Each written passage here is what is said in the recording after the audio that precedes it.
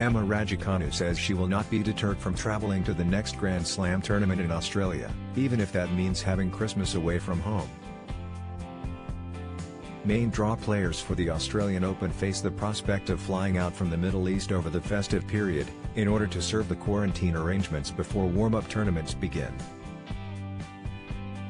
The new US Open champion says she will be prepared to do that ahead of what will be a very different experience for her at a major. "Whatever needs to be done to be able to play the Australian, I'll do," she said. "It's not even in my mind, I just want to be at the Australian Open, and want to compete there, so whatever it takes to do, I'll go." As one of the approximate 50 to 60% of tennis players who has been double vaccinated, she is likely to find restrictions less onerous than for those who have so far declined.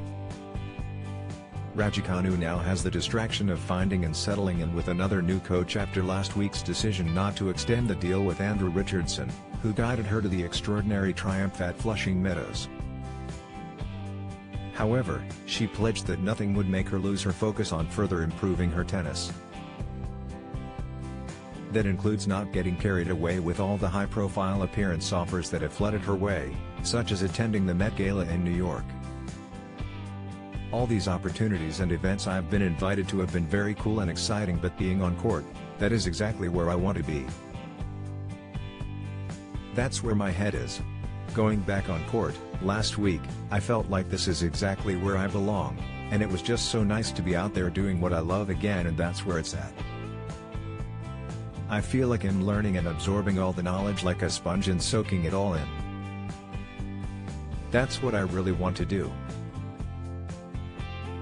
I'm not focused on results, I'm focused on how much I can learn, because that's what's really going to drive me forward." The search for a new coach will involve her main manager at IMG, Max Eisenbud, drawing up a list of potential candidates who are deemed to have the necessary experience of the elite end of the women's game, and the week-to-week grind of the tour. However, it is Raducanu's father Ian who is likely to have the decisive say in who gets the job. In football parlance, Richardson was the caretaker manager plucked from the shadows who ended up doing an incredible job, while not being deemed sufficiently qualified as a long-term option.